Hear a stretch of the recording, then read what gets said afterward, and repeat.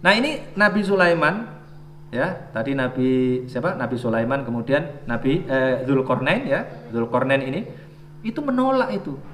Itu adalah prototipe penguasa yang tadi itu membebaskan diri dari kepentingan pribadi dan golongan. Ini yang disebut kerakyatan yang dipimpin oleh hikmat kebijaksanaan dalam permusyawaratan perwakilan. Mestinya begitu. Nah, ini orang yang Pancasilais kalau begini nih. Kalau masih korupsi-korupsi itu ngaku Pancasilais dari mana? Gitu loh.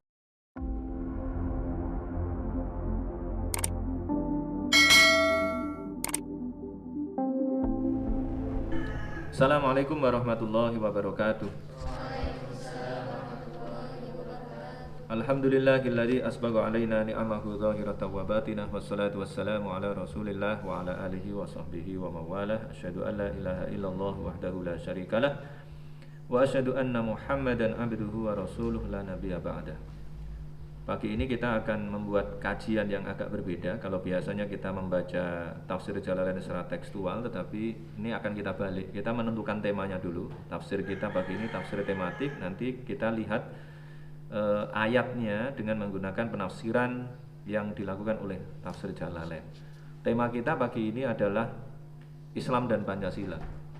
Bagaimana Islam ini sesungguhnya sangat berpengaruh pada ide-ide yang ada di dalam Pancasila. Jadi kalau ada orang yang mengatakan bahwa umat Islam ini adalah umat yang anti Pancasila, itu adalah kesimpulan yang ngawur ya, kesimpulan yang tidak benar, karena di seluruh sila Pancasila itu muatan Islamnya sangat kental.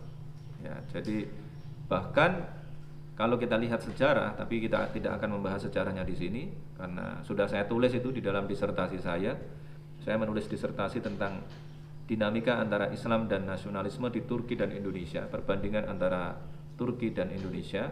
Saya melihat bahwa kedua negara ini sesungguhnya adalah negara yang menganut paham nation state atau negara bangsa, tetapi berbeda. Kalau yang saya teliti pada era yang sama pada saat itu sebelum kemenangan AKP, kalau Indonesia itu menganut paham ya nasionalisme yang religius atau nation state yang religius, religious nation state.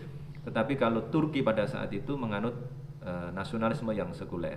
Bahkan di sana disebut secara tegas ya, nasionalisme itu nasionalisme yang laikis. Jadi kalau di dalam dunia Islam itu ada Turki contohnya, di dalam dunia yang non Islam, Kristen lah ya, Katolik gitu, itu ada Prancis misalnya ya. Kalau di Eropa itu kan dulu agamanya Katolik ya.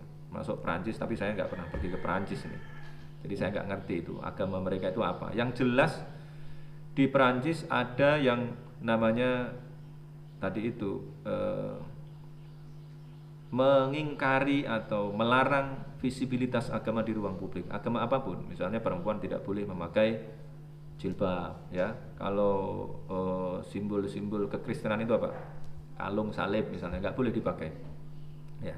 Kalau di Indonesia memang bentuknya adalah nation state, tetapi ada embel-embelnya tadi saya katakan, nation state yang religius. Maka kalau ada jargon nasionalis religius untuk calon presiden itu kekeliruan besar. Misalnya dulu ada siapa? Amin Rais Siswono misalnya, itu nasionalis religius misalnya.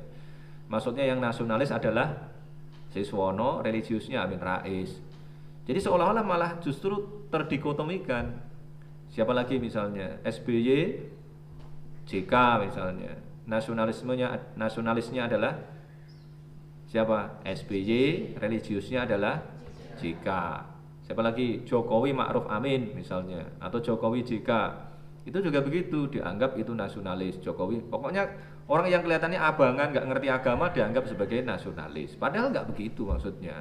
Ya, konsepsi nation state yang religius itu adalah konsepsi nation state. Jadi diambil dari negara Eropa, negara-negara Eropa pada saat itu. Nah kemudian karena nasionalisme yang ada di sana itu betul-betul sekuler, karena latar belakangnya kan kontra terhadap yang namanya religio integralisme Katolik. Jadi pada saat itu yang berkuasa adalah gereja Katolik. Nah, karena gereja Katolik ini mendominasi semuanya, memimpin negara, ya, menguasai negara. Kemudian negara ini dijadikan sebagai alat untuk menghukum para ilmuwan yang menemukan temuan-temuan baru yang tidak sesuai dengan doktrin gereja. Misalnya siapa yang dihukum, siapa? Galileo Galilei misalnya. Dihukum karena dia menemukan sesuatu yang dianggap tidak sesuai dengan doktrin gereja, sehingga dia disebut sebagai bagian dari kaum heretik. Kaum heretik itu apa? Kalau sekarang apa namanya? Bid'ah, ya. Ya kalau bahasa kita itu, dia itu bid'ah, sesat gitu. Maka kemudian dia dihukum, walaupun tidak dieksekusi sesuai dengan hukumannya itu, ya. Tetapi kemudian menimbulkan gerakan baru bahwa jangan lagi agama disatukan dengan agama, ya. Negara disatukan dengan agama, agama disatukan dengan negara, sama sajalah dibulak-balik, ya. Maka kemudian muncul yang namanya sekularisasi.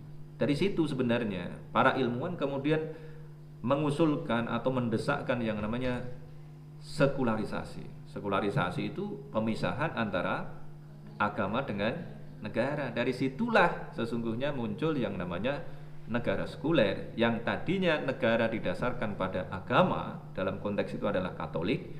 Kemudian muncul gagasan agar negara tidak lagi didasarkan pada agama, tetapi didasarkan pada bangsa. Bangsa itu bahasa Inggrisnya apa? Nation. Maka disebut sebagai nation state. Oh gitu. Santri ini mesti tahu yang begini nih, jangan sampai tidak tahu, ya. Dari situlah muncul gagasan nation state. Maka karakter nation state atau nasionalisme pertama kali itu adalah ya sangat sekuler. Maka tidak salah kalau ada orang yang menganggap bahwa nasionalisme itu adalah paham sekuler gitu. Tapi kalau diterapkan di Indonesia itu nggak cocok gitu loh. Pada saat Indonesia mau merdeka itu, nah muncul gagasan. Gagasannya gagasan nasionalisme. Nah ini kemudian kesannya jadi sekuler. Diusung oleh siapa? Kalau di BPUPKI itu oleh Soekarno, ya. Kemudian ada gagasan di seberangnya, namanya gagasan Islamisme, gagasan Islam. Maka ada kelompok nasionalis, kelompok Islam. Sebenarnya ada tiga, ada kelompok nasionalis, ada kelompok Islam, ada kelompok komunis. Nah, ini yang nggak pernah muncul nih, ya. Sebenarnya ada tiga. Jadi tuntutannya adalah sesuai dengan ideologi yang dibawa. Jadi dalam konteks ini Islam ya dijadikan sebagai ideologi politik, ya.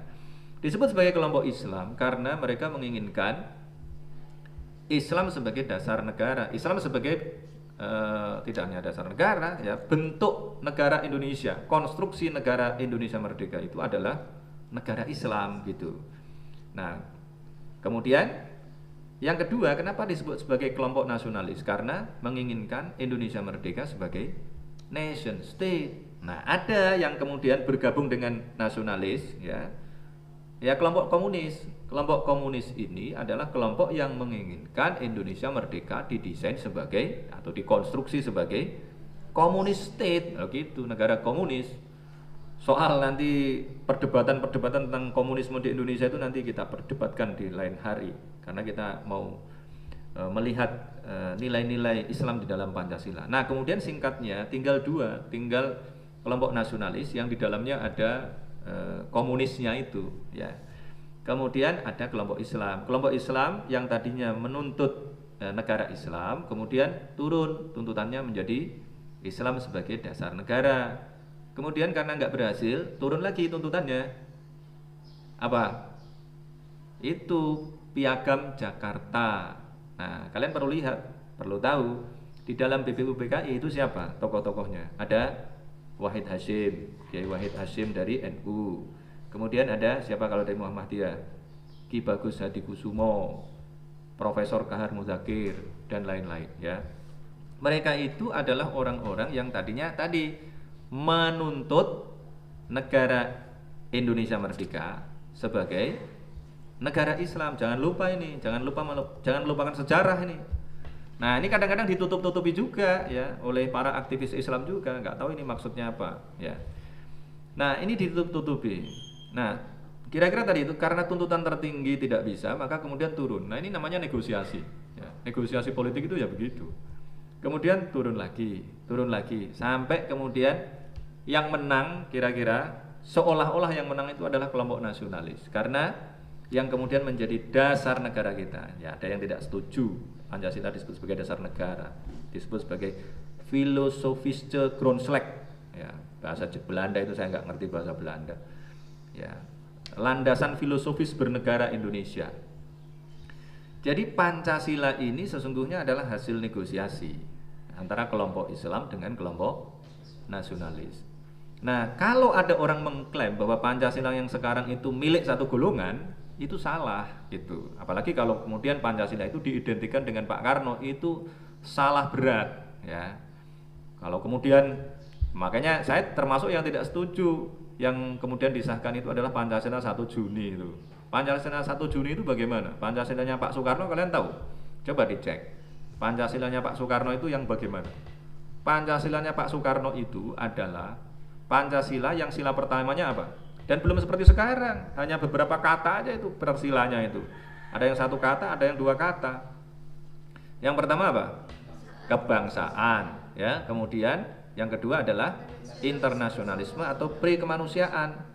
Yang ketiga adalah demokrasi. Keempat adalah keadilan sosial. Baru yang kelima adalah ketuhanan yang Maha Esa. Nah, kemudian setelah jadi Pancasila yang sekarang itu terbalik, ketuhanan yang Maha Esa jadi nomor berapa? Jadi nomor 1 itu sesuai dengan prinsip Islam. Prinsip Islam itu yang namanya iman kepada Allah itu jadi nomor 1, tidak belakang gitu ya. Jadi semuanya itu harus didasarkan pada Allah. Orientasi apapun harus didasarkan pada Allah. Kalau tidak berorientasi pada Allah, maka amalnya itu dianggap batal.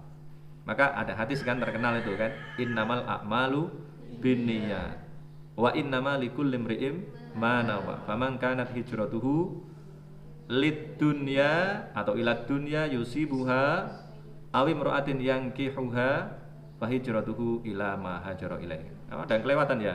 Faman kanat hijratuhu ilallahi wa rasulihi fa hijratuhu ilallahi wa rasulihi, gitu diawali gitu ya. Nah, jadi hadisnya innamal a'malu binniyat wa innama likulli imri'in ma nawa. Faman kanat hijratuhu lillahi wa rasulihi fa hijratuhu ilallahi wa rasulihi. Wa man kanat hijratuhu lid-dunya yusibuha aw imra'atin yankihuha fa hijratuhu ila ma hajara ilaihi. Jadi urusan hijrah aja, orang hijrah tubuhnya sudah ada di situ, sudah menjalani perjalanan yang jauh dari Makkah ke Madinah, menjalani proses yang luar biasa. Makkah Madinah itu berapa kilo? Kira-kira 600 kilo ya. Dan enggak naik mobil, tapi jalan kaki, naik onta, panasnya minta ampun, enggak ada enggak ada naungan-naungan di jalan gitu. Ya, tapi mereka menjalaninya. Tapi karena apa menjalaninya? Kalau menjalaninya bukan karena Allah, maka enggak dapat apa-apa. Ya dapatnya yang dia inginkan itu. Seperti dalam hadis tadi itu, innamal a'malu binniyat. Sesungguhnya perbuatan itu tergantung pada niatnya. Ya gitu. Barang siapa yang hijrah karena Allah dan Rasulnya, maka hijrahnya itu akan dibalas oleh Allah dan Rasulnya, akan dibalas oleh Allah. Tetapi kalau hijrahnya itu karena perempuan atau karena materi duniawi yang dia inginkan, maka ya hijrahnya ya dapatnya itu kalau dapat. Nah gitu. Kalau perempuannya kemudian nggak mau, ya kan? Kemudian hartanya nggak didapatkan, ya rugi gitu. Sudah menempuh perjalanan jauh-jauh. Nah, niat inilah yang kemudian menjadi landasan.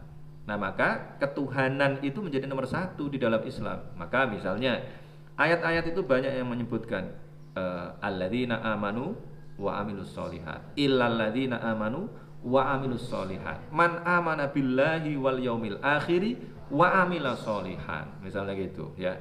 Jadi iman kemudian baru amal. Nah, kalau amal nggak ada landasannya, ya itu namanya humanisme namanya. Nah itu bedanya ya, sekali lagi ini. Jadi perbedaan antara Pancasilanya Pak Karno dengan Pancasila yang ada sekarang ini ya jauh sekali menurut saya ya. Makanya ya kalau ada orang yang mengklaim begitu itu ya biasa ya. Itu namanya apa ya? Ya namanya klaim ya, namanya klaim ya. Mereka sebenarnya nggak paham tapi ingin terlihat sebagai pemilik gitu. Mereka nggak punya tapi ingin sebagai pemilik. Menuduh orang lain ya, menuduh orang lain sebagai sesuatu yang tidak Pancasilais, padahal sesungguhnya mereka yang tidak Pancasilais. Menuduh orang lain maling, padahal Sesungguhnya yang maling mereka, misalnya begitu, ya. Itu namanya maling teriak maling namanya. Misalnya ini saya kasih contoh. Contohnya ini ditulis oleh Noam Chomsky di dalam bukunya itu, diterjemahkan ke dalam bahasa Indonesia, Amerika maling teriak maling itu. Itu ada contoh. Contohnya menarik. Contohnya adalah siapa namanya itu? Kaisar yang berkuasa luar biasa, siapa namanya? Alexander the Great. Pernah dengar nggak? Ya, Alexander the Great. Kalau di dalam Al-Quran itu sering yang diidentikan dengan Alexander the Great itu adalah Dzulqarnain. Ya, wa yas'alunaka 'an Dzulqarnain. Tapi nggak tahu benar apa salah itu ya, nanti kalian teliti sendiri ya. Tapi itu nggak penting, nggak bagian dari iman kita. Tapi Alexander the Great itu digambarkan oleh Noam Chomsky itu, dia mengutip dari kalau nggak salah itu Santo Agustinus ya. Ceritanya adalah Kaisar Alexander the Great ini sedang melakukan perjalanan ke seluruh dunia, kan dia menguasai dunia. Dia naik kapal besar. Nah, di tengah laut dia bertemu dengan bajak laut.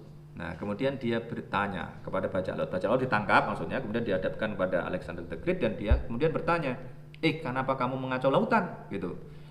Kemudian bajak lautnya ini santri canggih ternyata, ya.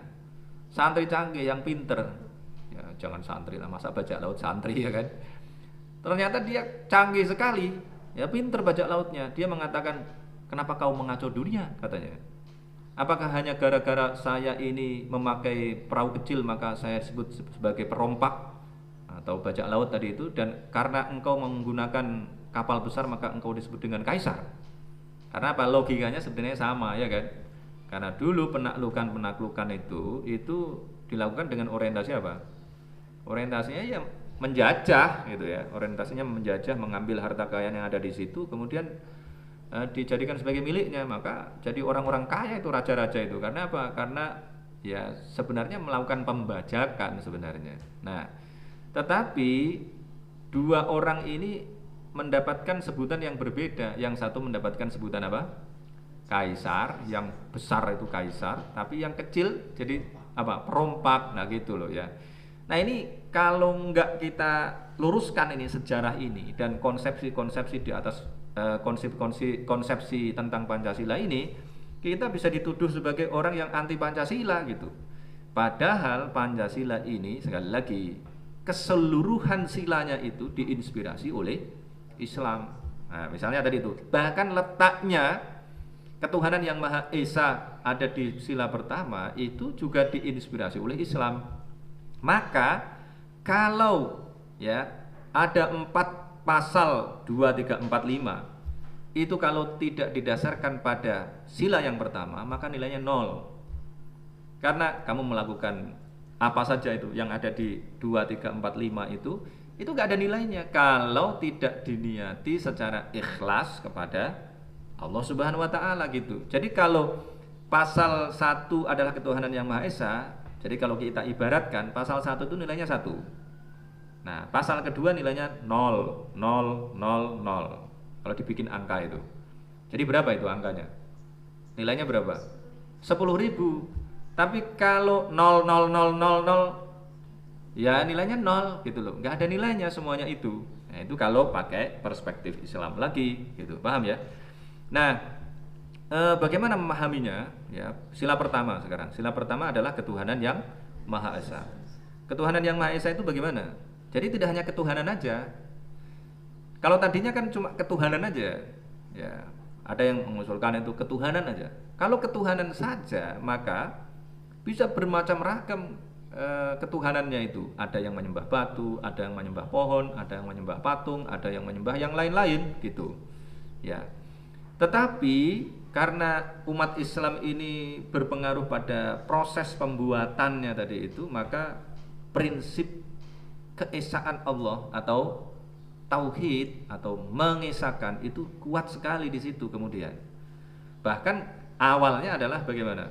Ketuhanan yang Maha Esa dengan kewajiban menjalankan syariat Islam bagi pemeluk-pemeluknya. Misalnya gitu ya. Itu kan kuat sekali itu. Tidak hanya ketuhanan yang Maha Esa, kemudian ditambahi dengan menjalankan syariat Islam, kewajiban menjalankan syariat Islam. Nah, itu nampak sekali. Ya. Dari situ nampak sekali. Nah, dari mana kita tahu bahwa ketuhanan yang Maha Esa itu adalah prinsip dasar dalam Islam? Banyak sekali di dalam Al-Quran, ya kan? Di dalam Al-Quran yang terkenal lah ini, yang terkenal ini Esa itu kalau dalam bahasa Arab apa? Ahad, ya. Ya, yang terkenal lihat surat Al-Ikhlas. Qul huwallahu ahad, Allahus samad, lam yalid wa lam yulad wa lam yakul lahu kufuwan ahad. Jadi katakanlah Muhammad, Allahu ahad, Allah adalah satu. Allahus samad, Allah tempat bergantung. Lam yalid, tidak beranak. Wa lam yulad, Allah tidak diperanakkan, maksudnya Allah tidak dilahirkan. Wa lam yakul lahu kufuwan ahad, dan tidak ada bagi Allah yang sekufu, seorang pun tidak ada yang sekufu dengan Allah. Walam yakul lahu kufuwan ahad. Mau pakai ayat mana lagi? Nah, misalnya di dalam Al-Quran itu tentang Nabi Musa yang diminta untuk mengajarkan kepada kaumnya itu, wa anakhtartuka fastami' lima yuha innani anallahu la ilaha illa ana fa'budni wa aqimis sholata li dzikri. Halaman 2 surat Toha, ya. Wa anakhtartuka fastami' lima yuha. Jadi Nabi Musa dipilih oleh Allah. Wa anakhtartuka, dan aku memilihmu Musa. Wa anakhtartuka fastami' lima yuha. Fastami' maka kamu dengarkan, lima kepada sesuatu yang yuha diwahyukan. Diwahyukan kepadamu. Apa itu? Innani anallahu la ilaha illa ana fa'budni. Ayat berapa itu? Surat Toha ayat berapa? Berapa? 13 14. Ya, innani anallah, innani sesungguhnya aku, ana aku, Allahu itu Allah, sesungguhnya aku ini adalah Allah. Innani anallah, ya, innani anallah, la ilaha illa ana, tidak ada Tuhan selain aku. Fa'budni, maka sembahlah aku, wa aqimis sholata li dzikri, dan dirikanlah salat untuk mengingatku. Apalagi kalian yang mau kalian jadikan sebagai landasan tauhid ini, landasan pasal 1 ini agar makin kuat lagi, banyak sekali di dalam Al-Quran yang sering kita bahas itu tentang kalimatun sawa itu, mengajak orang-orang yang sudah punya kitab, ahlul kitab, untuk menyembah hanya kepada Allah, karena tadinya mereka menyembah yang selain Allah. Surat apa itu? Ali Imran, coba buka surat Ali Imran. Qul ya ahlal kitabi ta'alau ila kalimatin sawa'in bainana wa bainakum alla na'budu illallah wa la nusyrika bihi syai'a wala yattakhidha ba'duna ba'dan arbaba min dunillah fa in tawallaw faqulu syahadu bi anna muslimun. Ayat berapa itu? Ayat 64. Qul, katakanlah Muhammad, ya ahlal kitab, wahai ahlul kitab, ta'alu, kesinilah kalian, ta'alu ila kalimatin sawa'im bainana wa bainakum, kepada kalimat yang sama antara kami dengan kalian. Kenapa kok kami dengan kalian? Sesungguhnya mereka itu sudah sama-sama menyembah Allah. Cuma Nabi Muhammad dan kaumnya itu menyembah Allah hanya satu-satunya, ya, sebagai Tuhan gitu. Nah, tetapi audiens Nabi Muhammad pada saat itu tidak hanya menyembah Allah saja, menyembah Allah tapi tidak satu-satunya, tetapi juga menyembah yang lain, yang sering saya ungkapkan dengan aku cinta kamu, tapi aku juga cinta yang lain. Aku cinta kamu bukan berarti aku tak mendua gitu. Kalau kita ini diminta untuk mengatakan aku hanya cinta kepadamu, aku hanya menyembahmu, hanya kamu yang ku cintai, hanya kamu yang ku sembah, begitu. Ya. Nah, ini kalimatun sawa'nya, mereka sudah menyembah Allah, kita juga menyembah Allah. Masalahnya mereka menyembah yang lain gitu. Maka kalimatun sawa'nya apa? Ta'alau ila kalimatin sawa'im bainana wa bainakum. Apa itu? Alla na'budu illallah. Agar kita, nah kemudian ini kita jadinya nih, alla na'budu illallah, agar kita tidak menyembah alla na'budu illallah, kecuali Allah. Wala nusyrika bihi syai'a, dan tidak menyekutukan dengan Allah sesuatu pun. Kemudian wala yattakhidha ba'duna ba'dan arbaba min dunillah, dan tidak boleh ada sebagian kita mengambil, arbab itu apa artinya? Tuhan-Tuhan, ya. Wala yattakhidha ba'duna ba'dan arbaba min dunillah, Tuhan-Tuhan selain Allah. Enggak boleh itu. Di antara kita ini enggak boleh ada yang mengambil selain Allah sebagai Tuhan. Nah, kemudian Setelah wala yattakhidha ba'duna ba'dan arbaba min dunillah, setelah disuruh mengatakan begitu, fa in tawallau faqulu syahadu bi anna muslimun. Maka kalau mereka tidak mau, fa in tawallau faqulu, maka kamu katakanlah, ya, kalian katakanlah, faqulu ishhadu, bersaksilah kalian, faqulu syahadu bi anna muslimun, bahwa kami ini adalah orang-orang yang tunduk dan patuh. Muslim itu artinya tunduk dan patuh pada segala ketentuan Allah Subhanahu wa taala. Nah, itu dia, ya. Jadi landasan di dalam Al-Qur'an ini banyak sekali yang kemudian menghasilkan sila pertama, ketuhanan yang Maha Esa. Tuhanan yang Maha Esa. Penting, ini menjadi prinsip penting di dalam Islam, ya. Bahkan iman kepada Allah ini dijadikan sebagai rukun iman nomor 1. Kemudian syahadah kita. Syahadah itu artinya apa?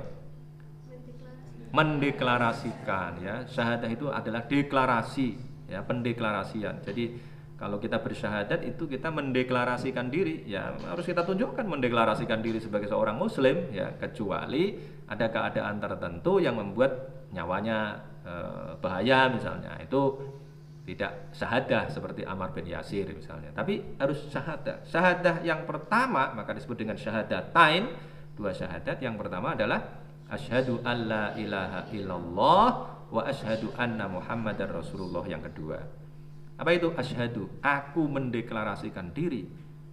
Apa deklarasinya? Alla ilaha illallah, bahwa tidak ada Tuhan selain Allah. Kemudian juga wa asyhadu anna muhammadar rasulullah, dan aku mendeklarasikan diri bahwa Muhammad adalah utusan Allah. Jadi memang kalau di dalam Islam tidak cukup hanya dengan Allah sebagai satu-satunya Tuhan, harus dilengkapi dengan Muhammad adalah utusan Allah. Karena problem pada saat itu adalah banyak orang yang sudah beriman kepada Allah tetapi tidak mau beriman kepada Nabi Muhammad karena kepentingan-kepentingan duniawi. Ini nomor 1, ya. Jadi prinsip Islam jelas sekali bahwa tauhid itu adalah nomor 1, dan inilah yang kemudian diletakkan di dalam sila 1 Pancasila. Nah, setelah ketuhanan baru kemanusiaan, gitu. Kemanusiaan yang adil dan beradab. Kemanusiaan yang adil dan beradab. Coba ayat kemanusiaan itu di mana itu? Wa ahsin kama ahsanallahu ilaika. Dan berbuat baiklah kamu sebagaimana Allah berbuat baik kepadamu. Misalnya surat apa itu? Kita pernah kan ngaji itu surat Al-Qasas, ya. Ayat-ayat sebelum tentang Qarun itu ayat berapa? 77. Tadi, ya. Ayatnya adalah wabtaghi fima atakallahu daral akhirata wala tansa nasibaka minad dunya wa ahsin kama ahsanallahu ilaika wala tabghil fasada fil ard innallaha la yuhibbul mufsidin. Berbuat baik itu ya kepada sesama manusia, kepada alam semesta. Nah, ini kemanusiaan. Yang dimaksudkan kemanusiaan itu bagaimana? Menganggap bahwa kita ini sesama manusia. Maka kalau menggunakan Pancasilanya Soekarno gimana? Internasionalisme dan apa itu? Kemanusiaan, ya kan? Ya. Pri-kemanusiaan, internasionalisme atau pri-kemanusiaan. Maksudnya apa? Nah, ini Indonesia ini luar biasa, ya. Didahului dengan konsep ini, konsep kemanusiaan. Kemanusiaan itu bagaimana? Nah, ini Islam juga memiliki prinsip yang luar biasa, berbeda dengan paradigma Barat. Ini bisa diperdebatkan juga, ya. Tapi saya baca bukunya Steve Olson. Judulnya apa tuh? Kalian baca nggak? Apa judulnya? Mapping Human History, ya. Sejarah pemetaan umat manusia. Di situ dikatakan bahwa banyak orang Barat, orang Eropa, bahkan orang Amerika itu sampai pada era Obama itu masih banyak yang terpengaruh dengan paradigma diskriminasi etnis, ya. Bahkan juga agama, gitu, ya, karena agama tertentu identik dengan ras tertentu, misalnya begitu. Ya, ini meletakkan manusia dengan tidak adil dan tidak beradab, gitu. Bagaimana itu? Misalnya ya paradigma ini, tapi ini saya belum melakukan penelitian secara lebih detail lagi, hanya baca bukunya Steve Olson. Di dalam bukunya Steve Olson itu dikatakan bahwa dia termasuk orang yang percaya tentang teori evolusi Darwin itu berasal dari Darwin gitu. Darwin mengatakan bahwa ada perspektif bahwa manusia itu mengalami evolusi, tapi banyak yang menyangkal juga ya bahwa Darwin tidak mengatakan begitu. Tapi ini menurut Steve Olson, jadi masyarakat Barat Eropa itu banyak terpengaruh oleh teori evolusi Darwin yang diantaranya menurut dia gitu, nggak mau disalahkan juga ya kan, menurut dia bahwa manusia ini berasal dari monyet, berasal dari kera gitu. Nah, orang-orang kulit putih itu adalah orang-orang yang mengalami evolusi secara sempurna. Sementara kalian ini, ya, siapa ini yang ada di sini yang paling manis siapa di sini nih? Naila, Zahra, siapa lagi? Adit ya kan? Itu Nailul itu. Itu adalah orang-orang yang mengalami evolusi secara tidak sempurna, bahkan mungkin gagal ya, gagal melakukan evolusi. Jadi orang-orang kulit putih itu adalah orang-orang yang mengalami evolusi secara sempurna menurut mereka itu, menurut teori ini. Sementara kalian orang Indonesia mulai dari Aceh sampai apalagi Papua itu dianggap sebagai orang monyet, sebagai kera yang mengalami evolusi secara tidak sempurna. Lah kan ngeri sekali gitu loh ya. Sementara di dalam Islam jelas sekali bahwa manusia pertama adalah Nabi Adam gitu ya. Kullukum min Adam kata Rasulullah. Kullukum min Adam wa kullukum min turab. Setiap kalian berasal dari Nabi Adam dan Adam diciptakan dari tanah, maka tidak boleh ada orang yang menempatkan orang lain secara tidak adil. Maka di sini kemanusiaan yang adil. Kalau saya memahami begitu, nggak tahu pemahaman mereka itu dulu bagaimana itu ya. Tapi kalau saya memahami adil kira-kira yang saya tangkap, ya mungkin ada buku-buku banyak itu tapi nggak mencakup ini ya.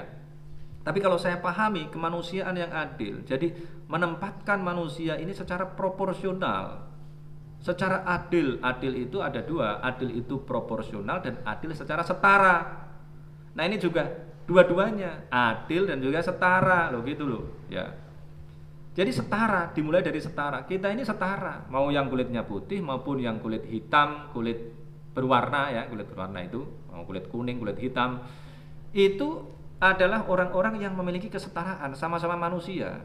Nah, maka kemanusiaan yang adil, bukan hanya kemanusiaan. Kalau kemanusiaan saja, ya tadi orang Eropa adalah manusia, tapi manusia yang mengalami evolusi secara sempurna. Sementara kalian ya manusia, tapi manusia yang mengalami evolusi secara tidak sempurna, jadi tidak setara kalau begitu. Maka meletakkan keduanya harus setara. Bagaimana caranya? Ya tadi pakai hadis Nabi Muhammad, kullukum min Adam wa Adam min turab. Gak boleh ada yang menindas antara satu dengan yang lain. Tidak boleh ada yang merasa lebih tinggi, yang satu merasa tinggi, yang satu direndahkan misalnya. Gak boleh gitu. Kalau di Amerika itu kan masih begitu, pada era Cak Nur kuliah di Amerika aja. Ya orang kulit putih itu nggak boleh itu punya pekerjaan selain cleaning service gitu kan. Ya banyak yang jadi cleaning service. Kalau ada orang yang berhasil pada saat itu ya berhasil memperoleh pekerjaan yang bagus, wah itu pasti orang luar biasa. Bahkan ada misalnya tempat-tempat tertentu yang ditulis ini kata teman-teman saya itu khusus untuk orang kulit putih. Bis itu ya khusus untuk orang kulit putih, orang kulit berwarna nggak boleh. Misalnya saya sering dulu tuh bertanya, kenapa kok kalian itu di Australia? Ini Australia itu. Ini jawaban teman saya, nggak tahu dia benar apa enggak ya. Saya tanya, ini benar ini. Saya bertanya pada teman-teman saya, kok kalian di Australia itu kok pada jadi loper koran, jadi pemelihara belut gitu. Walaupun memang duitnya juga banyak, cukuplah untuk memenuhi kebutuhan mereka itu. Kenapa kok pekerjaan kalian kok gitu itu? Memang nggak ada pekerjaan lain. Wong kalian itu adalah orang-orang top, kok orang-orang hebat di sini, saya bilang gitu. Nah, dia bilang gini pada saya, orang-orang di sana itu bro nggak mau ngasih pekerjaan yang lebih dibandingkan itu. dulu ya. Karena tadi itu paradigmanya adalah paradigma yang diskriminatif. Ini fakta loh gitu. Nah, Indonesia ini menurut saya jauh lebih maju karena sejak awal kemerdekaan, bahkan sebelumnya ya, itu sudah ada ini paradigma tentang kemanusiaan yang adil. Nah, karena kemanusiaannya itu harus adil, maka kemudian mengusahakan keberadaban. Adab itu apa artinya? Kemanusiaan yang adil dan beradab. Udah ini pakai bahasa Indonesia. Adab itu arti aslinya apa? Berbudaya, itu loh. Jadi ya, adab itu kemudian jadi budaya, jadi apalah macam-macam itulah ya. Adab itu arti aslinya apa? Kemudian adab itu ada fakultas adab itu ya. Yang pokoknya harus mengusahakan sesuatu jadi indah. Nah, itu namanya adab. Nah, ini juga sama ini. Jadi memperlakukan manusia itu dengan adil, dengan setara. Kemudian kalau kita artikan dengan proporsional, ya menempatkan dia sesuai dengan prestasinya. Prinsipnya meritokrasi gitu ya. Itu kemanusiaan yang adil. Jangan gara-gara agamanya, gara-gara apa namanya itu, gara-gara rasnya, sukunya, kemudian kita tempatkan dengan tidak benar. Nah gitu, itu kemanusiaan yang adil ya. Jadi lintas sara kemudian ideologi ini, Pancasila ini ya, yang beradab. Nah dengan begitu kan beradab jadinya ya. Ini kita pahami secara simpel aja, gampang itu kemanusiaan yang adil dan beradab ya. Jadi Indonesia ini dalam konteks tadi ya lebih maju dibandingkan negara-negara Eropa paradigmanya. Kenapa? Sejak sebelum kemerdekaan, apakah kalian pernah mendengar bahwa di Indonesia ini terjadi diskriminasi etnis misalnya? Orang Papua adalah orang yang mengalami evolusi secara tidak sempurna misalnya. Sampai sekarang misalnya gitu. Ya, orang Papua adalah monyet yang mengalami evolusi secara tidak sempurna. Kan tidak ada di Indonesia begitu, kecuali orang-orang yang justru sekarang ini sangat rasis, ya kan? Yang karena kepentingan politiknya kemudian mengatakan begitu misalnya. Di Indonesia nggak pernah ada, ya setidaknya prinsip-prinsip di dalam kajian-kajian yang dilakukan oleh elit-elit politik itu nggak ada begitu. Yang melakukan itu hanya orang-orang yang apa? Yang memiliki kebencian, ya. Itu orang-orang tertentu aja yang nggak paham. Tetapi secara umum tidak pernah terjadi baik dalam pemikiran yang ilmiah maupun gerakan politik di Indonesia yang melakukan diskriminasi terhadap suku atau ras tertentu, itu tidak ada. Itu artinya apa? Kita lebih maju sebenarnya. Tapi kadang-kadang itu kita nggak pede gitu loh. Sebagai orang kulit berwarna itu kalau lihat bule itu, waduh, malah mendewa-dewakan ya kan. Wah, kalau ada orang bisa bahasa Inggris fasih itu, fluent itu, wah bahasa Inggrisnya bagus, terkagum-kagum. Nah itu ciri apa namanya? Inferiority complex namanya, ya. Ya karena dia berasal dari Inggris ya bahasa Inggrisnya bagus, berasal dari Eropa ya bahasa Inggrisnya bagus. Coba suruh bahasa Jawa nanti kan nggak bisa, gitu. Suruh bahasa Indonesia nanti kan belepotan. Nah kita dituntut untuk bisa bahasa Inggris, mereka nggak mau menggunakan bahasa Indonesia. Nah itu ya, bahwa kita harus bisa bahasa Arab, iya, harus bahasa Inggris ya boleh saja gitu loh. Nah kalau kita Muslim ini wajib bisa bahasa Arab gitu. Bisa bahasa Inggris fluent tapi nggak bisa bahasa Arab. Ini tadi makanya prinsip-prinsip di dalam Islam aja kita nggak tahu, sehingga lupa bahwa Pancasila ini berasal dari ajaran Islam gitu. Jadi kalau kalian disuruh milih ya pilih semuanya ya kan. Bisa bahasa Arab, bisa bahasa Inggris. Tapi yang nomor satu adalah bahasa Arab, karena bahasa Arab adalah bahasa Al-Quran gitu. Tapi kemudian kita ini mengalami yang namanya tadi itu inferiority complex. Inferiority complex kita itu ganda. Ini sekalian saya jelasin ya. Sekalian ya. Inferiority complex kita itu ganda. Kalau soal sains dan teknologi hari ini kita inferior terhadap Barat. Tapi kalau urusan agama kita inferior terhadap orang Timur Tengah. Jadi kalau ada orang pakai sorban, pakai jubah, wah syekh, di mana syekh, cium tangan gitu kan, padahal di sana tukang sapu ya kan. Misalnya begitu ya. Kalau ada bule datang ke Indonesia, oh mister, foto mister, padahal Mereka bisa datang ke sini itu karena memang dibiayai oleh negara, karena negaranya negara makmur, negara yang sudah sejahtera, kemudian memberikan uang kepada orang-orang yang pengangguran sekalipun. Nah, mereka bisa jadi turis di Indonesia, backpacker. Oh. Kalian di sini orang elit di kampung, ya kan? Tapi kalau melihat apa?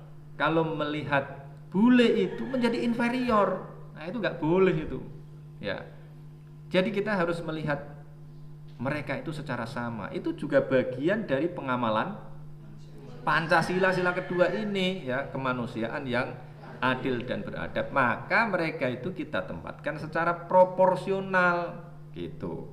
Bahwa sekarang sains dan teknologi mereka kuasai, itu iya. Nah, caranya bagaimana? Agar kita setara, ya kita harus melakukan hal yang sama, melakukan riset. Karena kita sama-sama manusianya. Jangan menganggap, oh memang orang bule itu orang pinter-pinter. Orang yang ini kulit-kulit berwarna ini memang otaknya itu dekat dengan dengkul, misalnya begitu, ya kan? Karena mereka lebih jauh kan, lebih tinggi kan. Jadi otaknya jauh dari dengkul, ya kan? Kalau orang kulit berwarna itu otaknya dekat dengan dengkul, maka ada otaknya di dengkul, ya kan? Itu, ya. Otaknya dekat dengan dengkul. Nah, itu kalau semakin pendek maka semakin dekat dengan dengkul, otaknya dekat dengan dengkul, ya. Nah, itu begitu, mengalami inferiority. Kita nggak boleh mengalami inferiority itu. Apalagi era sekarang, ya. Nah, era sekarang ini kita bisa mempelajari apa saja dengan relatif lebih mudah. Ada internet, ya. Kita mau belajar apa? Belajar sains dan teknologi, ya kita sudah tahu gitu. Tinggal kebijakan negaranya aja. Nah, kemudian apalagi? Mau belajar agama, dulu kitab-kitab yang hanya ada di pesantren dan bisa diakses oleh kiai, sekarang kita miliki, ada di HP kita semuanya, ya. Tafsir Ibnu Katsir, tafsir At-Tabari, tafsir macam-macam itu semuanya di sini.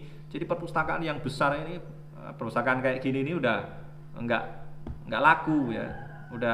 Saya udah enggak pernah ke perpustakaan, sudah bacanya sudah, ya, di tempat tidur, ya kan? Nah, kalian juga begitu kan? Kalau masih wah saya harus pergi ke perpustakaan, nah itu ya masa lalu, ya. Bahwa mungkin ada keperluan-keperluan tertentu yang harus pakai hard copy, ya boleh lah, ya. Ini sila kedua. Jadi prinsipnya kita tidak boleh mengidap inferiority complex, ya. Nah, ini juga berasal dari Al-Qur'an gitu. Ayatnya mana? Misalnya. Ayatnya mana? Di antaranya adalah kita disuruh itu untuk saling menghormati. Mana tuh?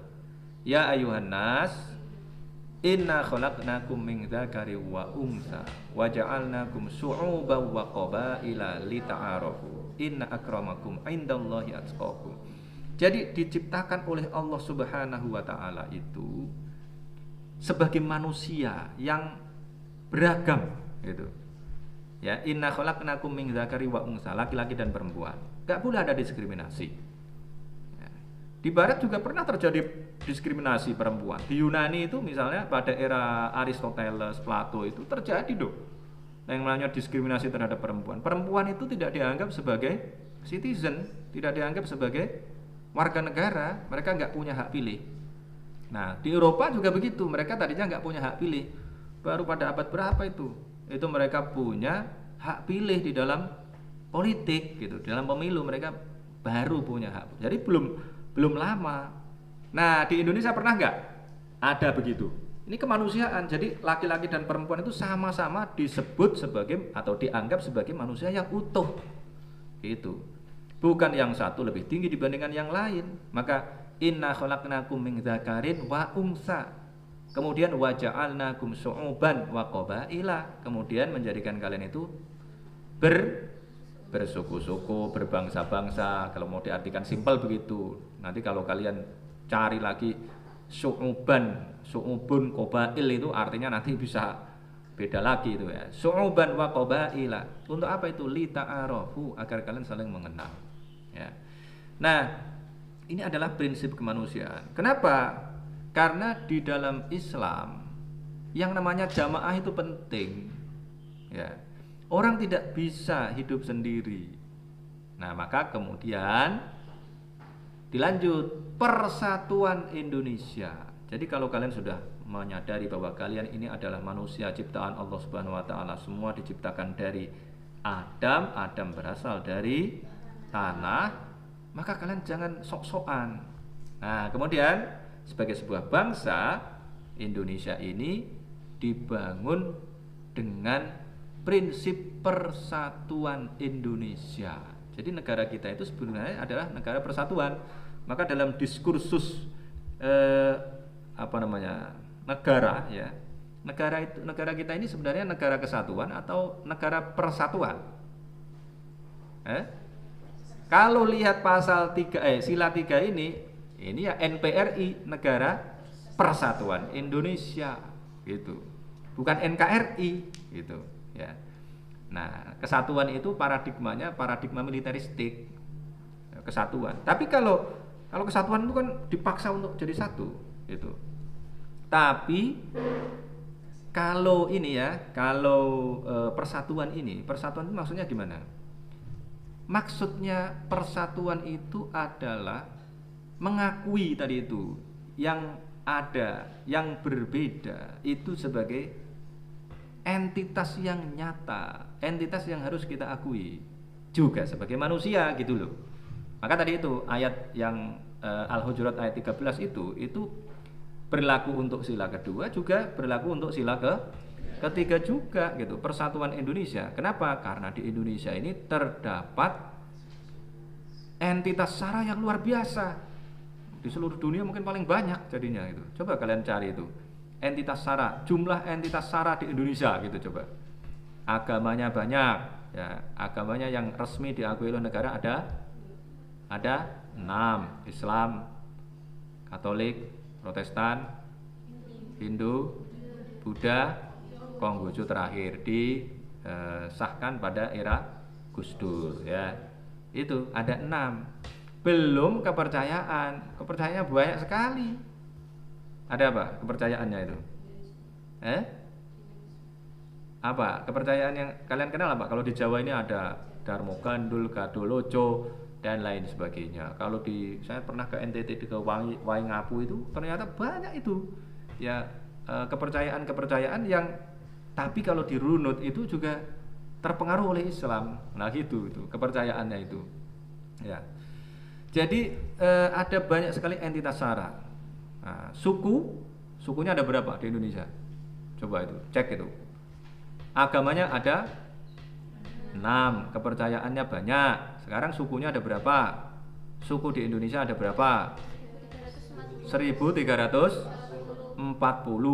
Itu kan berarti entitas yang berbeda. Ya. Apakah kemudian akan dijadikan satu gitu? Dipaksa untuk jadi satu? Enggak bisa gitu. Nah, maka entitas-entitas itu tetap diakui. Tapi kesatuannya juga ada. Misalnya apa? Bahasa Indonesia, semuanya harus menggunakan bahasa Indonesia gitu loh ya. Yaitu kesatuan oke kalau itu. Tetapi tadi entitasnya itu tetap dibiarkan, tidak dimatikan. Ya kan gimana mau mematikan entitas SARA kan nggak bisa ya. Kalau suku misalnya, suku, agama, kemudian rasnya berapa tuh?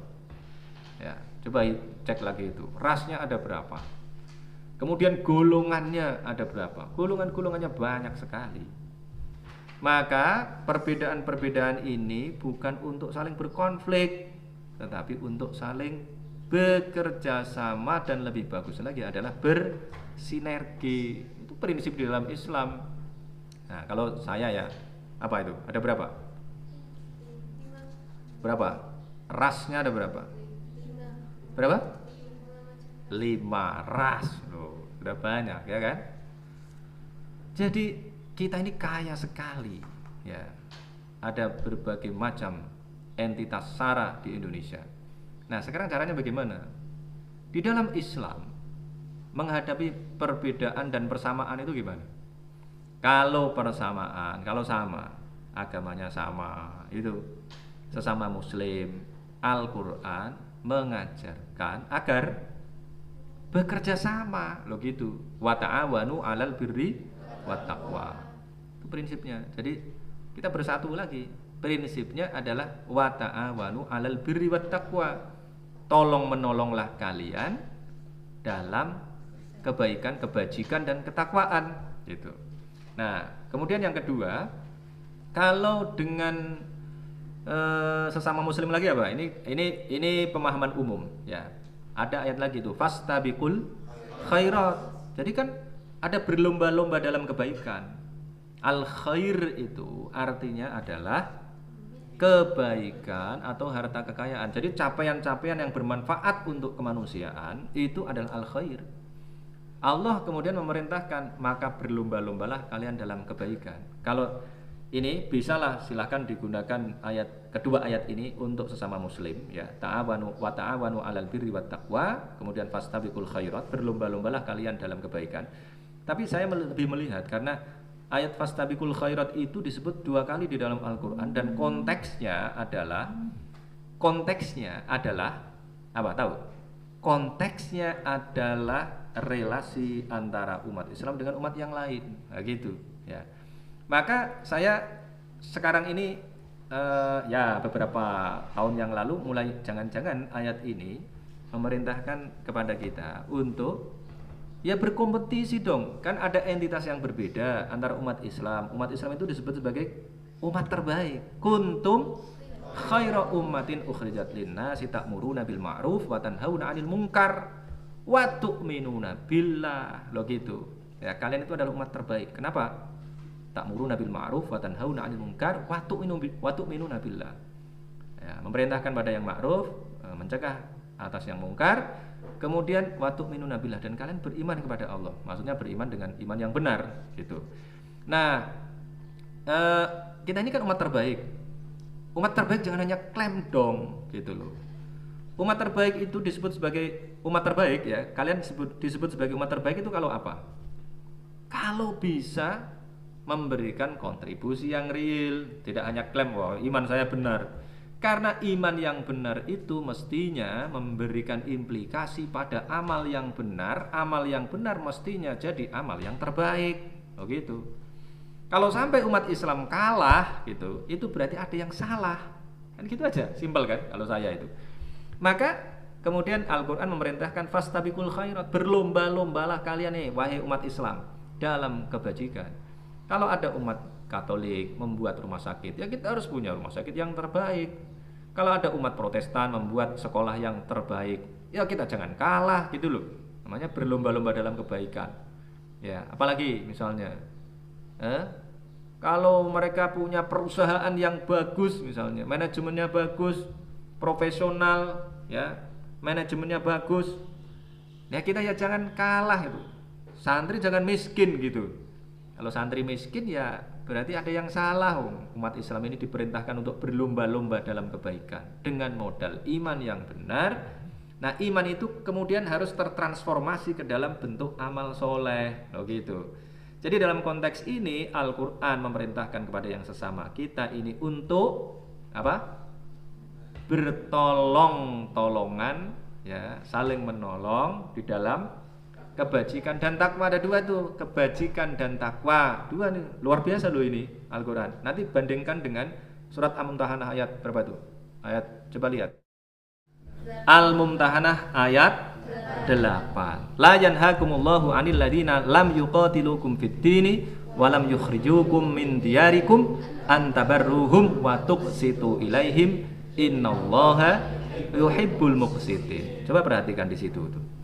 Allah tidak melarang kalian. La yanhakumullah 'anil ladzina lam yuqatilukum, terhadap orang-orang yang tidak memerangi kalian, walam yukhrijukum min diyarikum, dan tidak mengeluarkan kalian, tidak mengusir kalian dari negeri kalian. Antabarruhum, untuk berbuat baik ya, untuk bertindak bajik sapa kalian. Antabarruhum, kepada mereka ya. Watuk situ ilaihim, dan berbuat adil pada mereka. Begitu ya. Watuk situ ilaihim innallaha yuhibbul muqsitin. Sesungguhnya Allah mencintai orang-orang yang berbuat adil. Kalau sesama muslim tadi itu wa ta'awanu 'alal birri wat taqwa.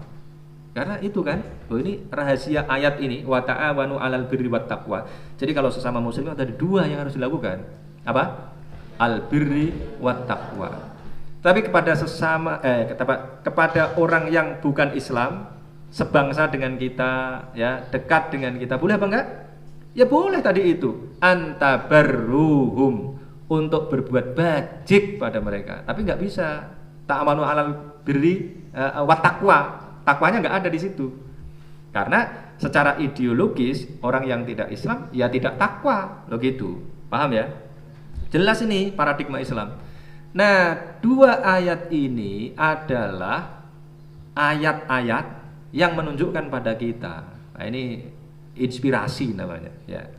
Tiba-tiba kita ingat, ya kan, bahwa ayat ini adalah ayat yang menunjukkan bahwa perbedaan perilaku kita kepada sesama muslim dengan non muslim itu ada, gitu. Nah, tetapi perbedaan itu tidak kemudian membuat bangsa ini jadi pecah. Kenapa? Karena kepada sesama muslim, sekali lagi, kita bekerja sama untuk kebajikan dan takwa. Dengan orang yang non muslim sebangsa dengan kita berbuat kebajikan. Jadi kalau sesama bangsa yang bukan muslim, kita diminta untuk melakukan albir, ya, kebajikan. Nah, kepada sesama muslim kita melakukan albirri wat taqwa, gitu. Jelas sekali kan? Ya. Nah, kalau ada orang yang tidak melakukan ini, ya berarti dia nggak paham Al-Qur'an, gitu. Nah, dengan ayat-ayat ini maka kita tahu sesungguhnya persatuan Indonesia itu pun bisa dicarikan legitimasinya dari ayat Al-Qur'an, gitu. Setelah 1 2 3, sila keempat. Sila keempat adalah kerakyatan yang dipimpin oleh hikmat kebijaksanaan dalam permusyawaratan perwakilan. Ini adalah pasal atau ini adalah sila, ya.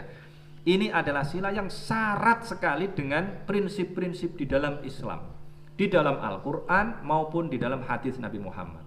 Mau dimulai dari mana? Kerakyatan. Kerakyatan itu bahasa Arab. Ya, ini makanya orang yang anti Arab itu loh, yang bilang kadrun itu sering gitu itu. Mereka nggak tahu, menurut saya nggak tahu, ya, bukan lupa, mereka nggak tahu bahwa sila keempat ini hampir semuanya adalah bahasa Arab. Kerakyatan berasal dari kata ra'iyah. Ra'iyah itu berasal dari kata ro'a yar'a ra'iyah. Itu hadisnya mana? Kullukum ra'in wa kullukum mas'ulun an ra'iyati. Ya. Dan seterusnya. Hadisnya panjang itu kan, kita pendekin aja. Kullukum ra'in wa kullukum mas'ulun an ra'iyati. Setiap kalian adalah penggembala, arti ra'in. Ra'a itu artinya menggembala. Kullukum ra'in, setiap kalian adalah penggembala, wa kullukum mas'ulun an ra'iyati. Dan setiap kalian akan ditanya, kalian yang penggembala tadi itu akan ditanya tentang gembalaannya. Jadi rakyat itu gembalaan. Gembalaan itu bagaimana? Gembalaan itu harus diarahkan. Oh, di sana ada rumput yang hijau, di sana ada air, di sana bahaya itu ada jurang. Bahaya kalau ke sana, gitu. Maka kerakyatannya ini dipimpin oleh hikmat kebijaksanaan. Ya, dipimpin. Jadi rakyat nggak boleh dibiarkan, harus diatur dengan kebijakan politik. Kebijakan politik dihasilkan dengan kebijaksanaan. Tidak cukup hanya dengan pintar, tapi harus bijaksana. Jadi bijaksana, hikmah itu di atas ilmu. Hakim itu di atas alim. Ya gitu, ya. Contohnya apa contohnya? Contohnya ini loh, yang sering saya jadikan sebagai contoh itu adalah kalau di dalam tradisi Islam itu, ya. Kalau orang hanya tahu itu tahlilan itu nggak ada di zaman Rasulullah misalnya, itu bid'ah. Nah, itu baru orang alim, tapi belum orang bijak. Orang bijak itu mengerti bahwa banyak orang yang tidak bisa baca Quran, ya, karena nggak bisa baca Quran, bagaimana dibikinin formula yang pendek yang membuat orang-orang yang tidak bisa baca Al-Quran ini mau kumpul kemudian bacanya apa? Kulhu 3 kali sampai Anas. Ya, kemudian muter lagi Al-Fatihah, Al-Baqarah ayat itu halaman pertama, kemudian masuk di ayat kursi, diakhiri dengan Itu akhir surat Al-Baqarah itu sudah dianggap membaca Al-Quran. Tapi kan orang-orang yang tadinya nggak bisa baca Quran kemudian mau mendekat. Tapi kalau disuruh membaca 30 juz takut mereka nggak bisa baca. Tapi kalau baca Quran itu gampang. Cuma ini aja, bisa dihafalkan gitu. Orang yang tidak bisa baca Quran pun bisa menghafalkannya. Nah, itu orang bijak namanya. Paham ya? Nah, maka kerakyatan ini harus dipimpin oleh hikmah.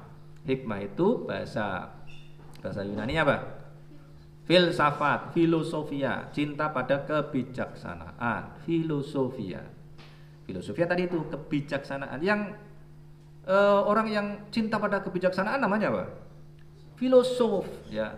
Nah, kemudian di era Yunani kuno itu ada gagasan tentang raja filosof, the philosopher king. Nah, kalau sekarang kalau saya bahasakan ya the philosopher politician itu, atau the philosopher statesman ya, statement bukan statement tapi the philosopher statement ya, paham ya, the philosopher statement ya, negarawan ya, statesman, ngerti ya, itu adalah the philosopher politician. Politisi itu ya negarawan, karena politisi itu berasal dari kata polis ya, negarawan berasal dari kata negara. Jadi politician itu ya negarawan. Nah, sekarang dibalik-balik, wah itu politisi bukan negarawan. Ya negarawan itu ya politisi itu ya. Cuma negarawan ada negarawan yang jahat, politisi ada politisi yang jahat, ada politisi yang baik gitu. Politisi yang baik itulah yang kita harapkan. Orang yang tadi itu yang menjadi pemimpin dengan hikmah. Ya, hikmah itu adalah kebijaksanaan, kebijaksanaan itu adalah basis bagi pembangunan kebijakan politik. Nah, gitu. Nah, bagaimana untuk membangun kebijaksanaan itu? Membangun kebijakan politik itu bagaimana? Kerakyatan yang dipimpin oleh hikmat kebijaksanaan gimana?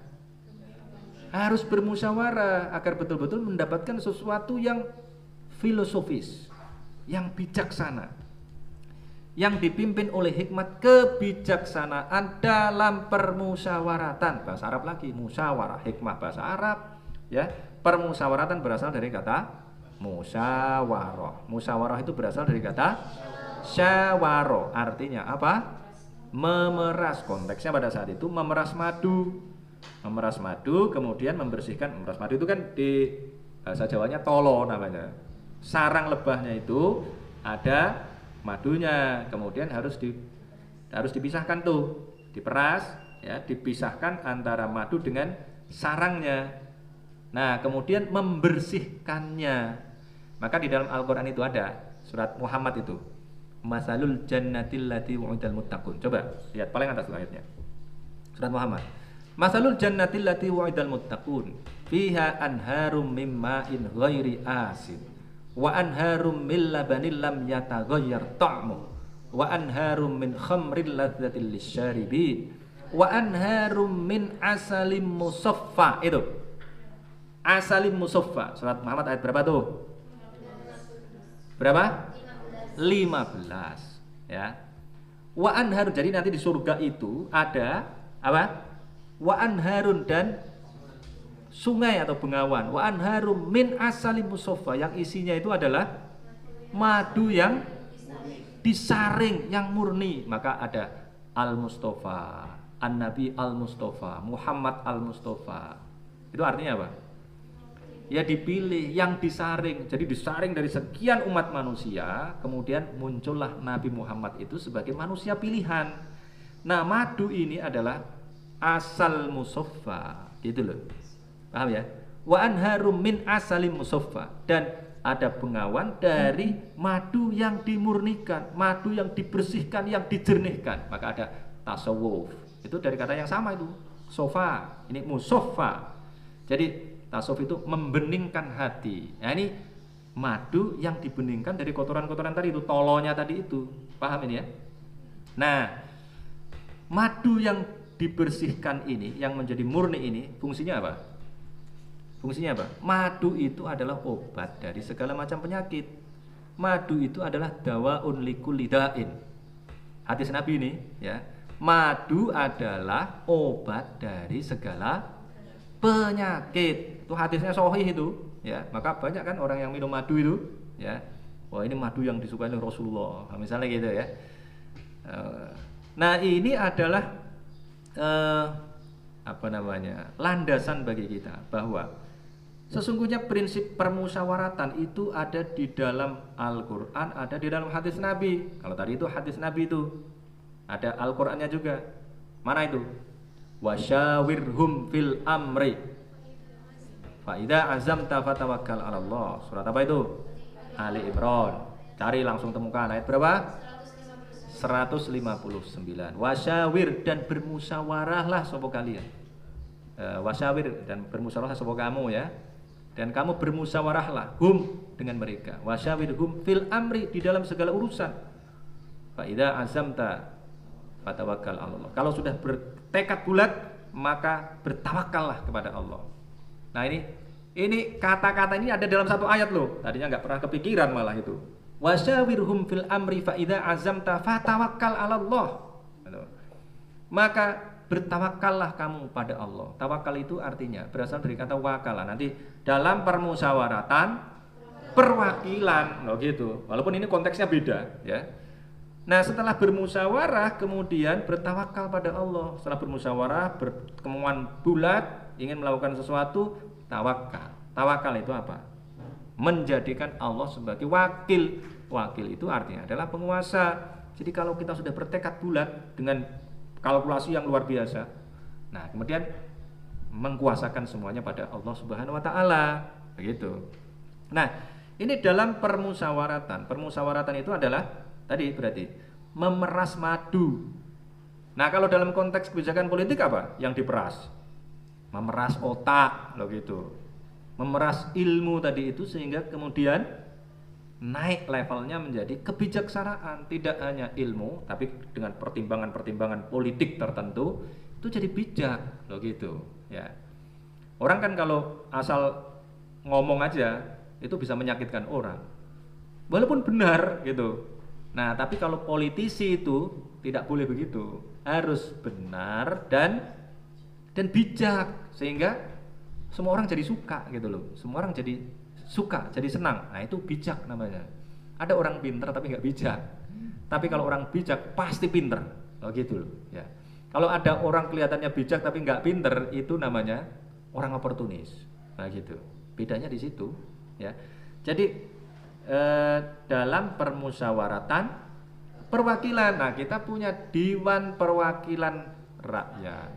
Ada Dewan Permusyawaratan Rakyat. Ini tempat musyawarah ini, ya. Dewan Perwakilan Rakyat, kalau dulu MPR jadi lembaga tertinggi negara, sekarang jadi sama-sama lembaga tinggi negara. DPR lembaga tinggi negara, MPR lembaga tinggi negara. Nah, kalau ini ya DPR misalnya, itu juga bahasa Arab 100%, Dewan Perwakilan Rakyat. Gimana mau membebaskan diri dari paradigma Arab ini ya? Oh, ini namanya aja Dewan Perwakilan Rakyat. Dewan itu artinya adalah kumpulan. Maka ada dewan-dewan itu loh. Dewan apa buku-buku itu loh, Dewan Al-Hallaj misalnya. Itu kumpulan pemikiran-pemikiran Al-Hallaj itu. Syair-syair Al-Hallaj itu, renungan-renungannya itu, Dewan Al-Hallaj. Ya. Dewan itu artinya kumpulan. Nah, Dewan Perwakilan berarti kumpulan perwakilan. Wakil itu artinya apa tadi? Penguasa. Kenapa? Mereka punya kekuasaan untuk ngatur, untuk membuat kebijakan politik. Perwakilan rakyat berarti penguasa rakyat, loh gitu. Jadi jangan salah. Kemudian ada orang mengatakan bahwa itu kan wakil rakyat, saya kan rakyatnya. Jadi rakyat dengan wakilnya itu tinggi mana? Seolah-olah itu tinggi rakyatnya. Padahal ya tinggi anggota DPR-nya gitu, karena mereka adalah penguasa. Nah, itu salah. Menganalogkannya dengan presiden dan wakil presiden, yang lebih tinggi adalah presidennya. Sekarang rakyat dengan wakilnya, ya lain tuh konteksnya gitu.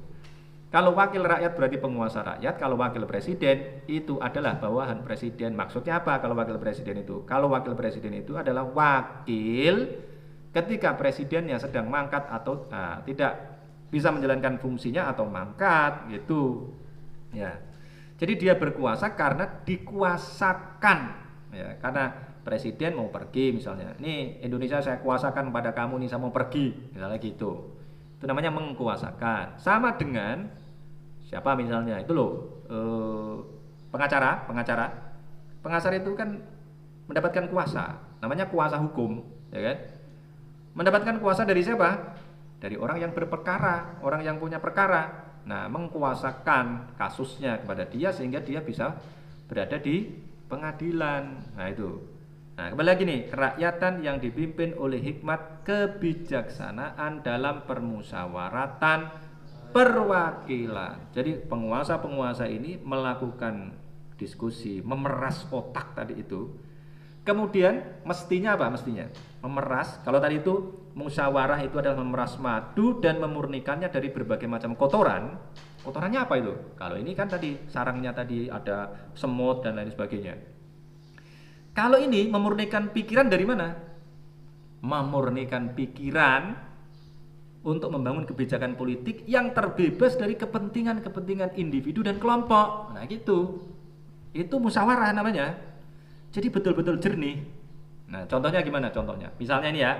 Contoh, buka itu surat Shad ayat 26. Ya Dawudu, inna ja'alnaka khalifatan fil ardi fahkum bainan nasi bil haqqi wa la tattabi'il hawa fayudillaka an sabilillah. Innal ladzina yadilluna an sabilillahi lahum adzabun syadidun bima nasu yaumal hisab. Ini ya membebaskan dari hawa nafsu nih. Ya Dawudu, ini penguasa ini. Kalau dulu kan belum ada trias politika, jadi eksekutif, legislatif, yudikatif jadi satu. Nah sekarang ini yang dimaksud ya kalau eksekutif boleh, yudikatif boleh, legislatif ya oke gitu. Dawud ini representasi dari eksekutif, legislatif dan yudikatif. Ya Dawudu, inna sesungguhnya kami Allah ja'alnaka menjadikan kamu Dawud, penguasa ini, khalifatan menjadi khalifah, menjadi pemimpin, menjadi penguasa fil ardi di satu negeri, di bumi di satu negeri artinya. Fahkum maka buatlah hukum, maka tegakkanlah hukum. Bainan nasi di antara manusia, di antara banyak orang. Fahkum bainan nasi. Nah perintahnya nih, wala tattabi'il hawa. Ini campuran nih. Nah, bil haqqi dengan benar ya, bil haqqi dengan benar. Nah nggak boleh ada campurannya, wala tattabi'il hawa, dan janganlah kamu mengikuti hawa nafsu. Ini campuran nih, bahaya ini. Ya, kamu harus menegakkan hukum, membuat hukum, menegakkan hukum dengan benar, dengan murni. Ya, karena Allah Subhanahu wa taala, dengan landasan kitab Allah Subhanahu wa taala. Wala tattabi'il hawa, dan janganlah mengikuti hawa nafsu. Jangan kamu campuri dengan kepentingan-kepentingan pribadi dan golonganmu. Wala tattabi'il hawa. Kenapa kalau mengikuti hawa nafsu? Fayudillaka an sabilillah. Maka hawa nafsu itu akan menyesatkanmu dari jalan Allah. Fayudillaka an sabilillah. Innal ladzina yadilluna an sabilillahi lahum adzabun syadidun bima nasu yaumal hisab. Sesungguhnya orang-orang yang tersesat dari jalan Allah, innal ladzina yadilluna an sabilillah lahum adzabun syadidun bima nasu yaumal hisab. Mereka nanti akan mendapatkan azab yang berat karena mereka ketika mengikuti hawa nafsu tadi itu, mereka itu lupa terhadap hari pembalasan. Nah, bagaimana? Nah, ini kemudian ada implikasinya. Bagaimana seorang yang berkuasa itu harusnya membebaskan diri dari kepentingan pribadi, apalagi korupsi. Ya. Yang dicontoh siapa? Ada pemimpin di dalam Al-Quran yang membebaskan diri dari korupsi. Bahkan untuk sesuatu yang sebenarnya itu boleh, hadiah. Gitu. Ada dua pemimpin yang jadi teladan itu. Kalau dalam Al-Quran ya, Nabi Muhammad untuk otomatis. Siapa? Sulaiman. Sulaiman itu di dalam surat An-Naml, falamma jaa Sulaimana qala atumidunani bimal fama atani Allahu khairum mimma atakum bal antum bihadiyatikum tafrahun. Udah ketemu? Sudah. Ayat berapa? Sebelumnya itu kan 36. Ya, 36 yang saya baca tadi itu. Sebelumnya ayatnya gimana? Balqis meminta kepada utusannya untuk menyiapkan hadiah. Gimana ayatnya? Wa inni mursilatun ilaihim bihadiyatin fanadhiratum bima yarji'ul mursalun. Ya. Dan aku wa inni mursilatun ilaihim, aku akan mengutus ya kepada mereka utusan untuk mengirim hadiah. Wa inni mursilatun ilaihim bihadiyatin fanadhiratun. Maka kita tunggu nanti bima yarji'ul mursalun, dengan apa nanti yang akan dibawa oleh utusan-utusan itu, ya. Paham ya? Nah, kemudian ketika mereka datang kepada Nabi Sulaiman ditanya, "Memang kamu mau nyogok saya?" gitu. Hadiah loh padahal loh. Hadiah itu adalah untuk penghormatan ini. Tapi begitupun Nabi Sulaiman nggak mau. Kenapa? Khawatir nanti menimbulkan konflik interest. Ya.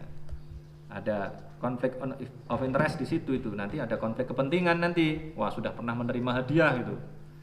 Hadiah aja nggak boleh. Hadiah itu adalah dari orang yang lebih rendah kepada orang yang lebih tinggi. Artinya apa? Kalau dalam konteks ini ya, Balqis itu sudah mengakui bahwa Sulaiman itu memiliki kerajaan yang lebih canggih dibandingkan kerajaannya, begitu. Tapi kemudian ditolak oleh Nabi Sulaiman. Nah, kemudian lagi yang menolak hadiah siapa? Siapa? Tadi yang kita sebut Raja Dzulqarnain, ya. Bagaimana? Qalu ya dzal qarnaini inna ya'juja wa ma'juja mufsiduna fil ardi fahal naj'alu laka kharjan ala an taj'ala bainana wa bainahum sadda. Gitu.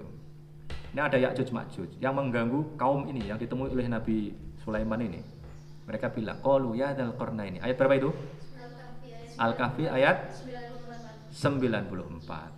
Qalu, mereka berkata, ya dzal qarnaini wahai Dzulqarnain, inna ya'juj wa ma'juj mufsiduna fil ard. Sesungguhnya Ya'juj Ma'juj itu membuat kerusakan di muka bumi, di negeri mereka gitu. Al-ard berkali-kali saya katakan itu adalah negeri, ya. Fahal naj'alu laka kharjan. Apakah kami perlu nih? Kami akan membayar kamu ini, mengeluarkan uang. Fahal naj'alu laka kharjan. Kharjan itu kharaj, kemudian jadi artinya pajak, ya kan? Itu memberikan uang tertentu lah.